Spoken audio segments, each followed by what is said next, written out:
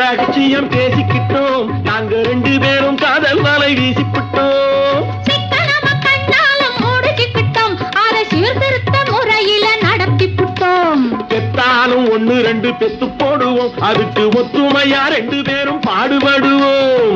ஊதாரி பிள்ளைகளை பெக்க மாட்டோம், அது ஊரு வம்ப வாங்கும்படி வைக்க மாட்டோம். நாங்க